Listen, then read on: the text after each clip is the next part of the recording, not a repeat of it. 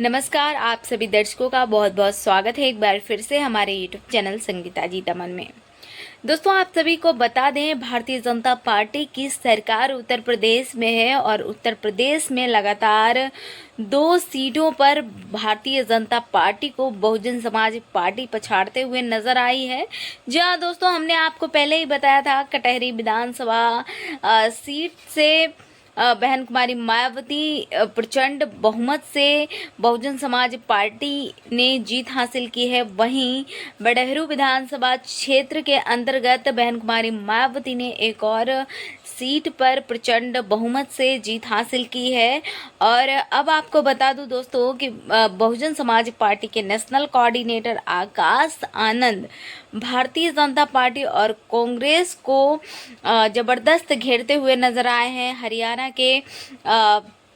हरियाणा में आकाश आनंद ने बयान दिया है कि किस तरीके से कांग्रेस ने बहुजनों के हक और अधिकार को हथियाने का काम किया है। तो प्लीज़ दोस्तों, आप सभी दर्शकों से रिक्वेस्ट है, ये पूरा वीडियो लास्ट तक ज़रूर देखिए बिना स्किप किए।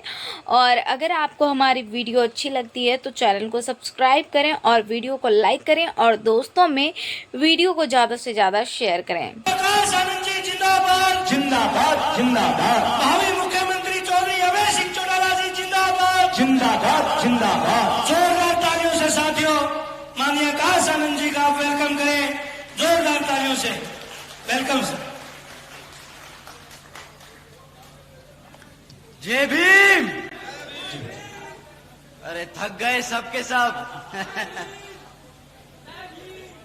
साथियों, मैं जानता हूं आप सुबह से हम सबको सुनने के लिए बड़ी शांति पूर्वक से यहां पे इंतजार कर रहे हैं, परंतु आपके साथ साथ हमारे परम पूज्य, हमारे सभी बड़े नेता कई सदियों से सत्ता की इंतजार कर रहे हैं। तो साथियों, अपने सभी नेताओं के लिए, अपने सभी गुरुओं, संतों, महापुरुषों के लिए एक बार जोरदार जय भीम। जय भीम।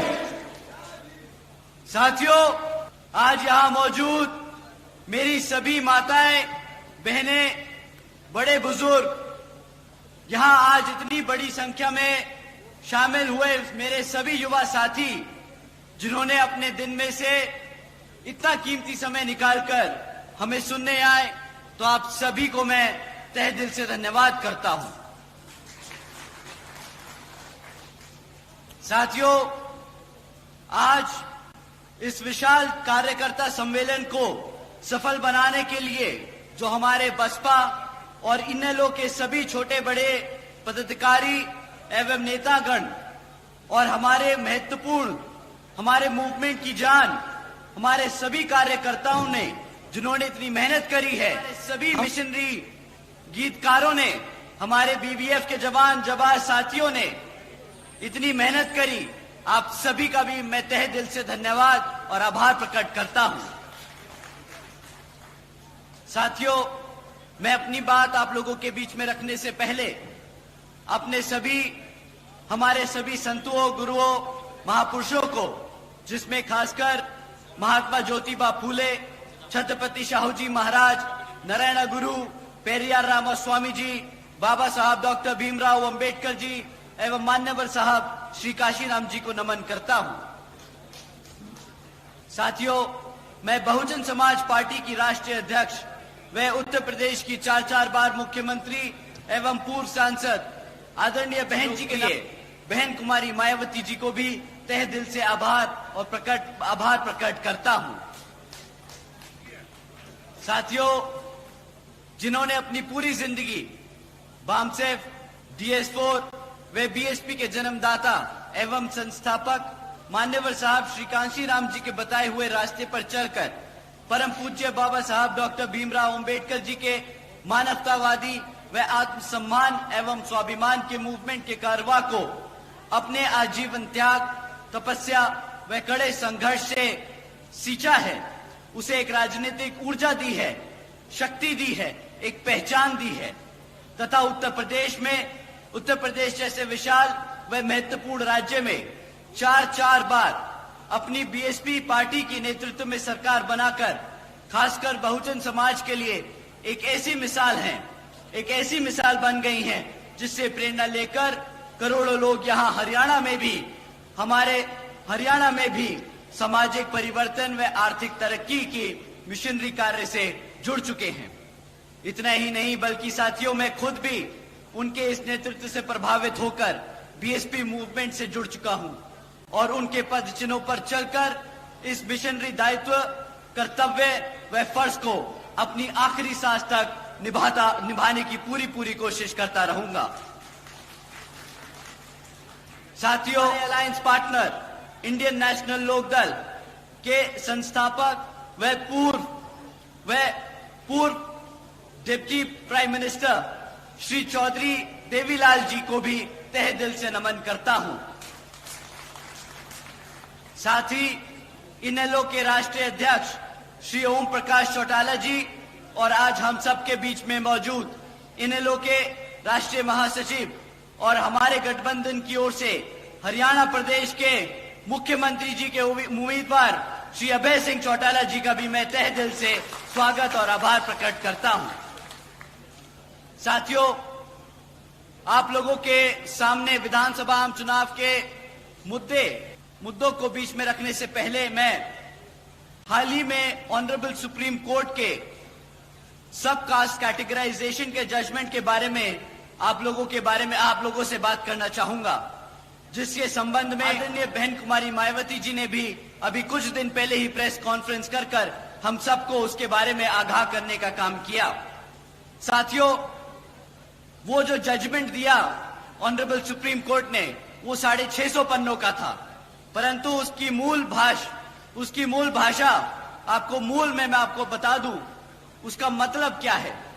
साथियों, उस जजमेंट के तहत अब राज्य की सरकारें SC/ST के अंतर्गत अपने राजनीतिक लाभ के लिए अपनी मर्जी से किसी भी SC/ST जाति को आरक्षण की सुविधा दे सकती है और अपनी ही मन मर्जी से उसको रिजर्वेशन की सूची से निकालकर, भले वो SC/ST हैं, बट उस SC/ST जाति को रिजर्वेशन के उससे निकालकर उनसे रिजर्वेशन छीनने का काम कर सकती है। साथियों, पहले मान्यवर साहब श्री कांशीराम जी ने और फिर आदरणीय बहन कुमारी मायावती जी ने हमें इसके बारे में कई बार आगाह किया है कि भाजपा और कांग्रेस हमारे SC/ST समाज के आरक्षण के खिलाफ है। वो हमसे हमारा आरक्षण छीनना चाहते हैं, क्योंकि वो नहीं चाहते कि हमारा पढ़ लिख कर अपने पैरों पर खड़ा होकर एक आत्मसम्मान की जिंदगी जी सके। साथियों, भाजपा और कांग्रेस की ये सोची समझी साजिश है जिसके तहत ये जजमेंट पास कराया गया है। देश से आरक्षण खत्म करने का ये पहला कदम लिया गया है। साथियों, आप सभी जानते हैं आरक्षण की मूल भावना दिलाने की है, समाज को आगे बढ़ाने की है, लेकिन उसे बार बार गरीबी मिटाने की आड़ से बार बार आरक्षण को खत्म करने की कोशिश की जाती है। बोलते हैं आरक्षण का मतलब है गरीबी खत्म करना।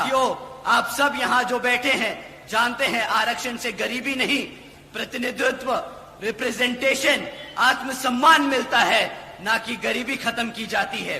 परंतु ये लोग बार बार इसे गरीबी खत्म करने की योजना बनाकर बार बार हमारे पिछड़े समाज को हटाने की, आरक्षण छीनने की कोशिश करते हैं। साथियों, ये दलितों को बांटने की शुरुआत है, ये दलितों की आजादी छीनने की शुरुआत है, साथियों बदलने की शुरुआत है। ये जो लाल किताब लेकर पार्लियामेंट में खड़े होते हैं शपथ लेते वक्त, ये सपा के लोग, कांग्रेसी लोग, भाजपा के लोग जो संविधान को लेकर शपथ लेते हैं और कहते हैं कि संविधान को बचाने का काम करेंगे, आज ऐसे ही जजमेंट पास कराकर हमसे आरक्षण छीनने का, हमारे संविधान को बदलने का काम कर रहे हैं। साथियों,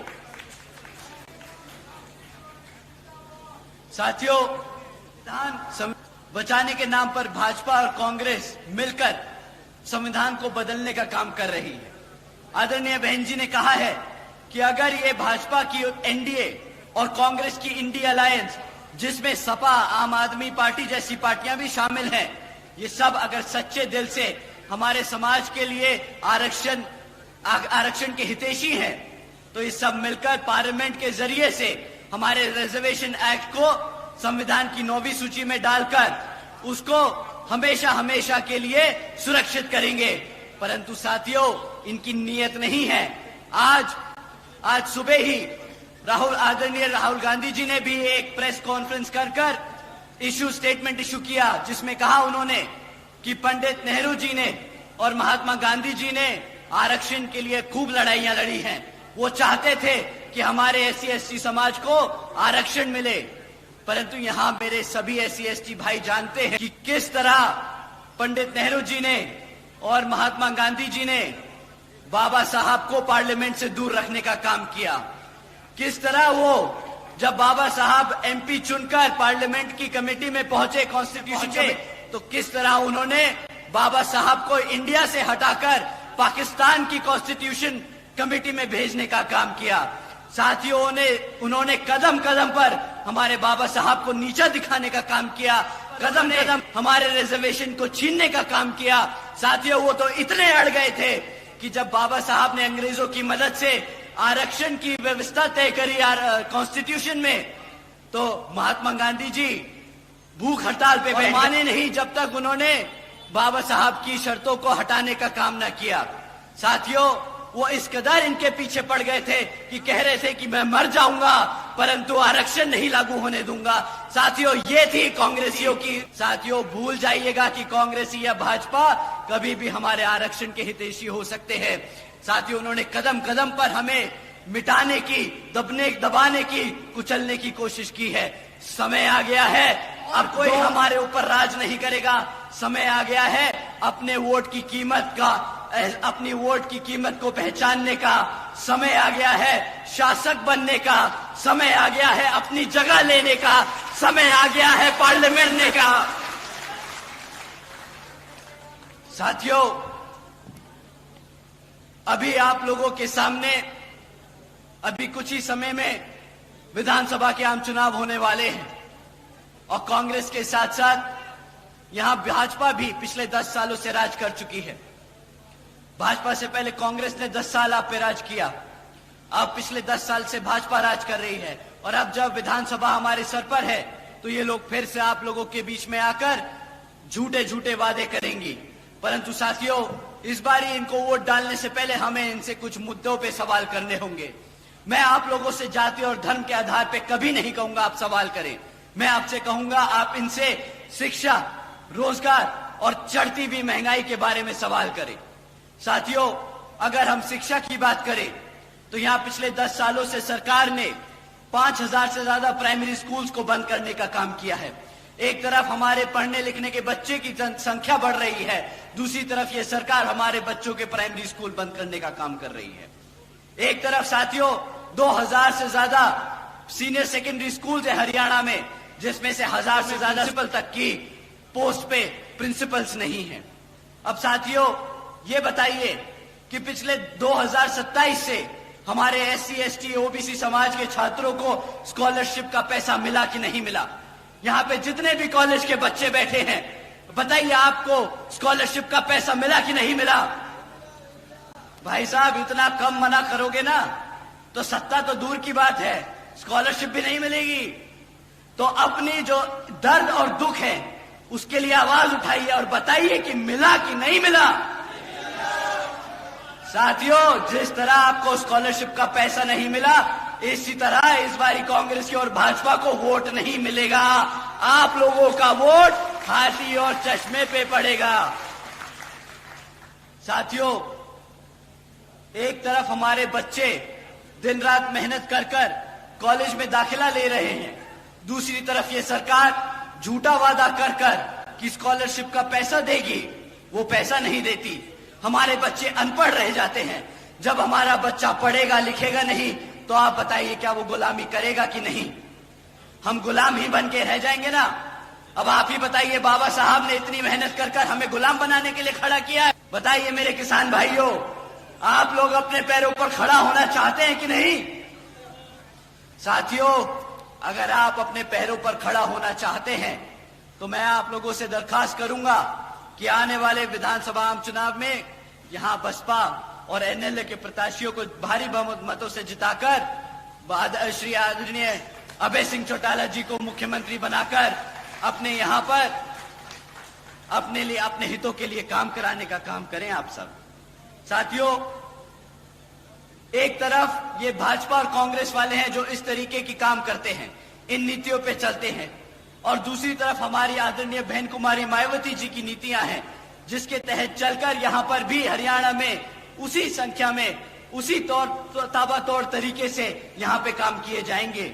जैसे बहन जी ने बसपा की सरकार के दौरान यूपी में सावित्रीबाई फुले बालिका शिक्षा योजना चलाई थी साथियों, जिसके तहत बहन जी ने 7 लाख से ज्यादा बच्चियों को 12वीं तक की शिक्षा प्राप्त करने के लिए 600 करोड़ से ज्यादा अपनी बच्चियों पर खर्चने का काम किया था।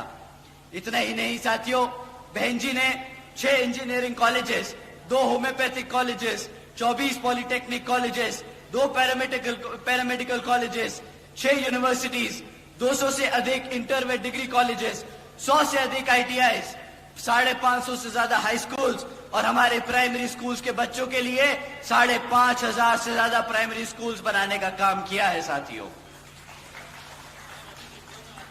और साथियों, हमारे सभी पिछड़े समाज के, हमारे OBC समाज के छात्रों के लिए आदरणीय बहन जी ने देश में पहली बार 27% आरक्षण की व्यवस्था तय की थी। साथियों, लिस्ट बहन जी के कामों की इतनी लंबी है शिक्षा के क्षेत्र में कि मैं यहां पर बताते बताते थक जाऊंगा और दिन की भी रात हो जाएगी। परंतु साथियों, आप लोगों से मैं दरखास्त करूंगा, आप लोग पूरा भरोसा जताए हमारे आदरणीय अभय सिंह चौटाला जी पे कि जिस तरह बहन जी ने वहां यूपी में काम किया, उसी तरह यहां पर आदरणीय अभय सिंह चौटाला जी भी आपके बच्चों की शिक्षा के लिए दिन रात एक कर आपके बच्चों को अपने पैरों पर खड़ा करने का काम करेंगे। साथियों, आज हरियाणा का युवा बेरोजगार घूम रहा है। इतना ही नहीं बल्कि हमारा हरियाणा का 40% युवा बेरोजगार घूम रहा है। और यहां पिछले 10 सालों से भाजपा की सरकार लगातार सत्ता में बनी हुई है। यहां 2 लाख से ज्यादा सरकारी पद आज भी खाली पड़े हैं। इतना ही नहीं, पिछले 10 सालों से हमारे 2000 से ज्यादा कॉलेज के लेक्चरर्स, कॉलेजेस में जो लेक्चरर्स हैं वो परमानेंट होने की मांग कर रहे हैं। और हमारे क्लरिकल क्लास के वर्कर्स अपनी बेसिक पे को 35,400 की मांग कर रहे हैं। परंतु इन सभी क्षेत्रों में यहां भाजपा की सरकार एक भी काम पूरा ना कर पाई। साथियों, एक तरफ 40% युवा बेरोजगार घूम रहा है, दूसरी तरफ इनके पास 2 लाख से ज्यादा सरकारी पद खाली पड़े हैं। परंतु ये क्या करते हैं? ये कौशल विकास निगम जैसी योजनाएं चलाकर हमारी पक्की नौकरियों को कच्ची नौकरियों बनाकर लोगों में बांटने का काम कर रहे हैं। आप जानते हैं क्यों ये पक्की नौकरियां नहीं देना चाहते आपको? क्या आप जानते हैं क्यों ये हमारे कॉलेजेस में प्रोफेसर्स को, लेक्चरर्स को परमानेंट नहीं करते? सरकार, साथियों, अगर सरकार ने पक्की नौकरी देना शुरू कर दिया तो उनको आरक्षण भी देना पड़ेगा। अगर उन्होंने हमारे कॉलेजेस में प्रोफेसर्स को पक्का कर दिया तो उन्हें आरक्षण देना पड़ेगा। साथियों, वेजेस को 55 रुपए से बढ़ाकर 100 रुपए प्रतिदिन करने का काम किया था और अपने अन्य पिछड़े वर्गों के क्रीमी लेयर की वार्षिक आय को भी 3 लाख रुपए से बढ़ाकर 5 लाख रुपए करने का काम किया। साथियों, इतना ही नहीं, हमारे किसान भाइयों को जानकर अच्छा लगेगा कि बहन जी के शासनकाल के दौरान आदरणीय बहन जी ने अपने गन्ना खरीदने के दामों को रातों रात दुगना कर दिया था और हमारे किसान भाई दुगनी कर दी थी जैसा उन्होंने वादा किया था। साथियों, उसी तरह, उसी मॉडल पे चलकर यहां पर भी हमारी सरकार जब आप लोग बनाएंगे तो हमारे किसान भाइयों की आमदनी दुगनी कर दी जाए। साथियों, तीसरा सबसे बड़ा मुद्दा महंगाई का। साथियों, ये लोग जब महंगाई की बात करते हैं तो आप लोगों से बोलते हैं कि जी आप हमसे मुफ्त में राशन ले लो, और बड़े गर्व और बोलते हैं कि हमने 80 करोड़ जनता को मुफ्त में राशन देने का काम किया। साथियों, अब एक बात बताइए कि आपने महंगाई कम करने के लिए वोट डाला था या मुफ्त में राशन मांगने के लिए वोट डाला था? ये साथियों, महंगाई कम करने के लिए कहा था ना। यही लोग आप लोगों के बीच में गैस का सिलेंडर तान के घूम रहे थे ना कि गैस का सिलेंडर देखो 1000 रुपया पार 400 रुपया हो गया, 400 रुपया हो गया। अब इन्हीं के क्या गैस का प्राइस 1000 रुपया पार कर चुका है कि नहीं, बताइए साथियों। परंतु अब ये 1000 रुपया इन्हें नहीं दिख रहा। अब इन्हें 1000 रुपया महंगा नहीं लगेगा। पता है क्यों साथियों? क्योंकि अब इन लोगों की आदत हो गई है जगह जगह विदेशों में घूमना। इनकी आदत हो गई है बड़े बड़े रेस्टोरेंट में बैठ के खाना खाना, होटलों में घूमना। इन लोगों को आपकी महंगाई से कोई लेना देना नहीं साथियों। परंतु साथियों, अगर ये में घूमना इनकी आदत हो गई है, बड़े बड़े रेस्टोरेंट में बैठ के खाना खाना, होटलों में घूमना, इन लोगों को आपकी महंगाई से कोई लेना देना नहीं साथियों। परंतु साथियों, अगर ये लोग सिर्फ रोजगार देने वाला ही वादा पूरा कर देते, सिर्फ रोजगार देने वाला ही वादा पूरा कर देते, तो महंगाई तो हमारा किसान भाई अच्छे से जानता है, हमारा SC ST समाज अच्छे से जानता है। अगर कमाऊंगा भी तो घर भी चला लूंगा तो अपने पैरों से खड़ा हो जाऊंगा, जिंदगी में अपने आप आगे बढ़ने का रास्ता निकाल लूंगा। मुझे किसी सस्ती गैस का जरूरत नहीं, मुझे महंगाई से डरने की जरूरत नहीं। परंतु साथियों, ना इन्होंने महंगाई कम करने का काम किया, ना इन्होंने काम किया। साथियों, आप जानते हैं कि मुफ्त में राशन की कीमत क्या है आपके लिए? 1000-1200 रुपये से ज्यादा महीने का राशन नहीं मिलता किसी को मुफ्त में। और साल का अगर आप गणित लगाएं, 12,000 रुपए से ज्यादा का राशन नहीं देगी ये सरकार। परंतु अगर आपके घर में से एक एक बच्चे को रोजगार मिल जाता तो कम से कम 20,000 रुपए महीने की वो आमदनी कमाता, साल की 2 लाख नहीं कमाता। पर ये भाजपा वाले घपलेबाज हैं, आपको 12,000 रुपए का राशन चिपकाकर आपसे 2 लाख रुपए चूना लगाते हैं। साथियों, मैं आप लोगों का और समय नहीं लूंगा। आपको मैंने शिक्षा के बारे में बताया कि ये किस तरह आप लोगों को कमजोर कर रहे हैं शिक्षा के क्षेत्र में। मैंने आपको बताया रोजगार के मामले में, मैंने आपको बताया महंगाई के बारे में। लोगों का और समय जाया नहीं करूंगा। एक तरफ साथियों, मैं आपसे यही कहूंगा कि भाजपा और कांग्रेस आप लोगों को गुलाम बनाने का काम कर रही है, और दूसरी तरफ बसपा और इनेलो का गठबंधन की सरकार है जो आपके बच्चों को पढ़ा लिखा बनाकर एक समाज में आत्मसम्मान से जिंदगी देने का काम करना चाहती है। साथियों, इन्हीं को जरूरी बातों के साथ ही अब मैं आप सभी से, खैर मेरी और वह खासकर आदरणीय बहन कुमारी मायावती जी की ये विशेष अपील है कि इस विधानसभा चुनाव में आप सभी लोग हर मोर्चे पे सावधान रहें। आपका वोट बहुत कीमती है। आपका कोई वोट खरीद ना पाए, आपका वोट कोई लूट ना पाए, आपका वोट कोई पढ़ने से रह ना जाए। साथियों, जाति बिरादरी, धन बल, मंदिर मस्जिद या किसी भी भावना आदि के नाम पर कोई स्वार्थी अपने जाल में फंसा के वोट का दुरुपयोग ना कर ले। क्योंकि साथियों, देश के हर एक महिला, पुरुष व युवा को वोट डालने का अधिकार यहाँ परम पूज्य बाबा साहब डॉक्टर भीमराव अंबेडकर जी की अति महत्वपूर्ण देन है। मैं आप सभी से यही खास अपील करता हूँ कि आप लोग यहाँ जिन जिन क्षेत्र में बसपा और इनेलो के विधान चुनाव लड़ रहे हैं, तो आप उनको वोटिंग मशीन के सामने, वोटिंग मशीन पे बसपा का हाथी चुनाव चिन्ह और इनेलो का चश्मे का चुनाव चिन्ह के सामने वाला बटन दबाकर भारी मतों से जिताने का काम करें। क्योंकि साथियों, समय आ गया है कमर कसने का, सत्ता छीनने का और यहां पर शासक बनने का। जय भीम, जय भारत। बहुत बहुत धन्यवाद आदरणीय आकाश आनंद साहब। चरखी दादरी से ये भाई जयवीर फौजी एक मोमेंटो भेंट करके स्वागत करना चाहते हैं।